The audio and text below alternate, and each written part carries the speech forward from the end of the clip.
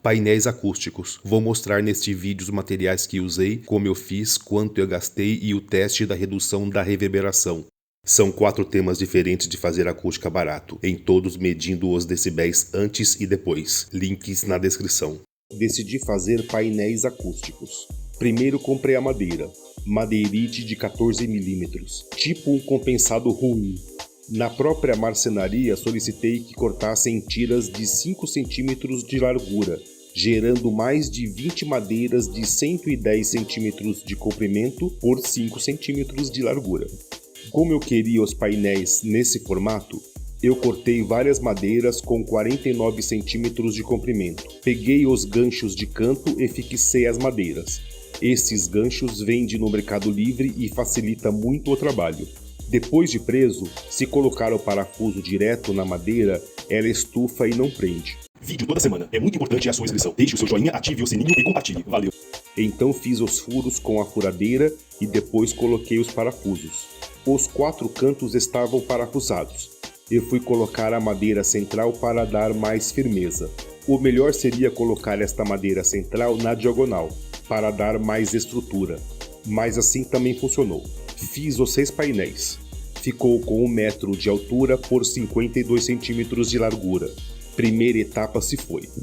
Segundo, fui comprar as espumas de 4 centímetros de espessura, que encontrei por R$ 70 o metro, e comprei 1,5 metro. A espuma não é o metro quadrado. Cada metro tem 1,9 metros de comprimento, neste preço de R$ 70. Eu medi cada espaço da estrutura, cortei a espuma e coloquei na estrutura. Esta cola fixa nos dedos e começa a dificultar muito o trabalho.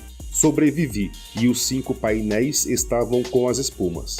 Mais uma etapa se foi. Procurei no Mercado Livre e encontrei o tecido próprio para acústica e comprei. Eu marquei no tecido a medida do painel, cortei e comecei a fixar na estrutura. Este tecido é firme, foi muito fácil de trabalhar com ele. Fiz mais 2 painéis maiores. Pronto, painéis nas paredes e os 2 maiores eu coloquei ao lado da bateria eletrônica. O que me surpreendeu foi a redução da reverberação. Gastei 130 com a madeirite, 99 com espuma, 182 com tecido acústico, total de 411. Como os painéis maiores eram o dobro do tamanho dos menores, eu contei como 2. Então 9 painéis, cada um saiu por R$ 46.